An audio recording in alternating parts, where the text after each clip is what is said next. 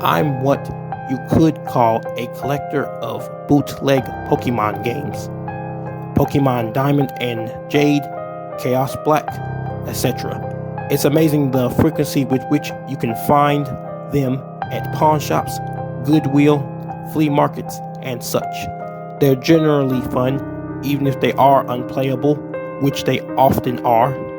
The mistranslations and poor quality make them unintentionally humorous. I've been able to find most of the ones that I've played online, but there's one that I haven't seen any mention of. I bought it at a flea market about 5 years ago. Here's a picture of the cartridge in case anyone recognizes it. Unfortunately, when I moved 2 years ago, I lost the game, so I can't provide you with screen caps. Sorry. The game started with the familiar Nidorino and Gengar intro of Red and Blue version. However, the press start screen had been altered. Red was there, but the Pokemon did not cycle through. It also said Black version under the Pokemon logo. Upon selecting New Game, the game started the Professor Oak speech, and it quickly became evident that the game was essentially Pokemon Red version. After selecting your starter, if you looked at your Pokemon, you had, in addition to Bulbasaur, Charmander, or Squirtle, another Pokemon, Ghost. The Pokemon was level 1. It had the sprite of the ghosts that are encountered in Lavender Tower before obtaining the Sliff Scope. It had one attack, Curse. I know that there is a real move named Curse, but the attack did not exist in Generation 1, so it appears it was hacked in. Defending Pokemon were unable to attack Ghost. It would only say they were too scared to move. When the move Curse was used in battle, the screen would cut to black. The cry of the defending Pokemon would be heard, but it was distorted, played at a much lower pitch than normal. The battle screen would then reappear, and the defending Pokemon would be gone. If used in a battle against a trainer, when the Pokeballs representing their Pokemon would appear in the corner, they would have one fewer Pokeball. The implication was that the Pokemon died. What's even stranger is that after defeating a trainer and seeing Red received $200 for winning, the battle commands would appear again. If you selected Run, the battle would end as it normally does. You could also select Curse.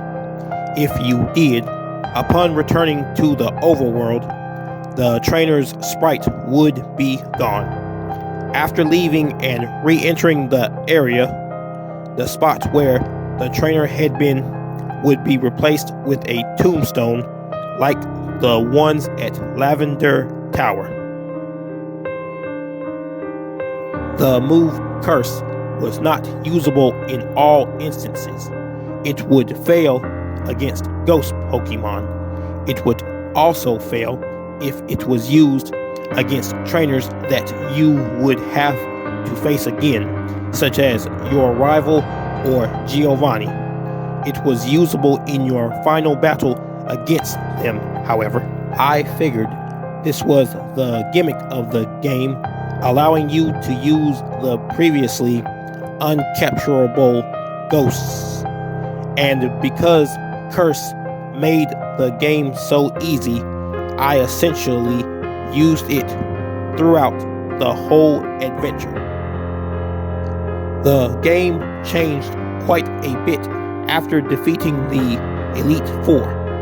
After viewing the Hall of Fame, which consisted of Ghost and a couple of Pokemon I used for HMs, the screen cut to black.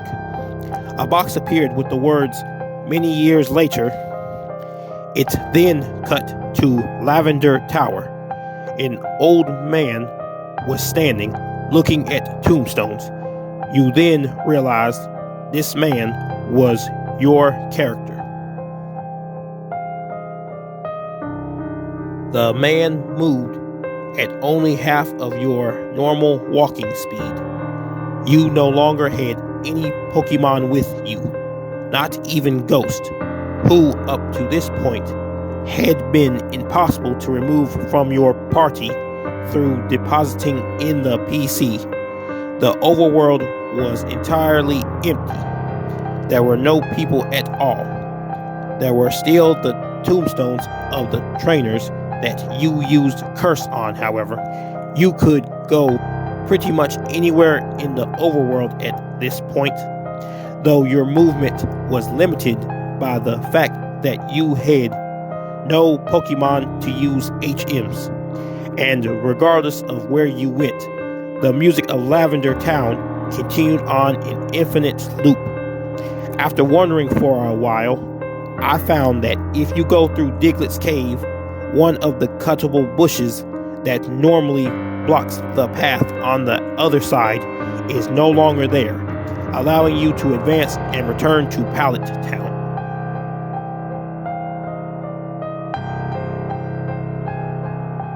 Upon entering your house and going to the exact tile where you start the game, the screen would cut to black. Then a sprite of a Caterpie appeared. It was then replaced by a Weedle, and then a Pidgey. I soon realized, as the Pokemon progressed from Rattata to Blastoise, that these were all of the Pokemon that I had used Curse on. After the end of my rival's team, a youngster appeared, and then a bug catcher. These were the trainers I had cursed.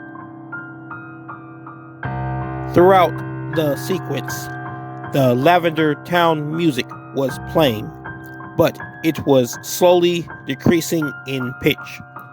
By the time your rival appeared on screen, it was little more than a demonic rumble.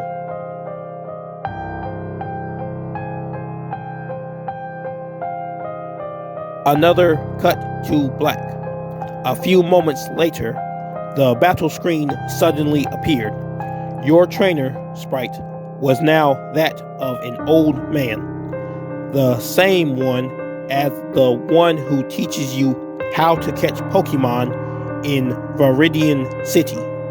Ghost appeared on the other side, along with the words, "Ghost wants to fight." You couldn't use items, and you had no Pokemon.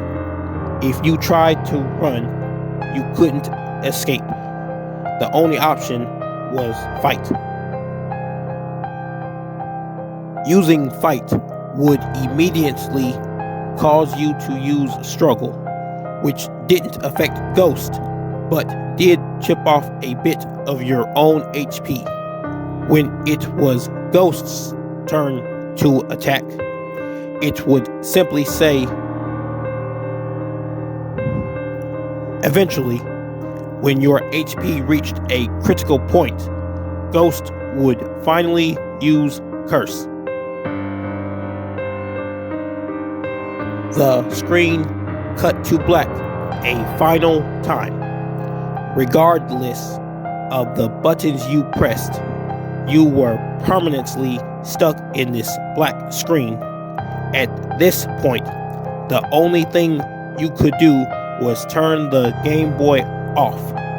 When you played again, New Game was the only option.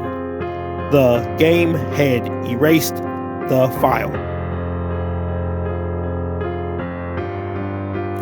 I played through this hacked game many times, and every time the game ended with this sequence. Several times I didn't use Ghost at all, though he was impossible to remove from the party. In these cases, it did not show any Pokemon or trainers and simply cut to the climactic battle with Ghost. I'm not sure what the motives were behind the creator of this hack. It wasn't widely distributed, so it was presumably not for monetary gain. It was very well done for a bootleg. It seems he was trying to convey a message, though it seems I am the sole receiver of this message. I'm not entirely sure what it was.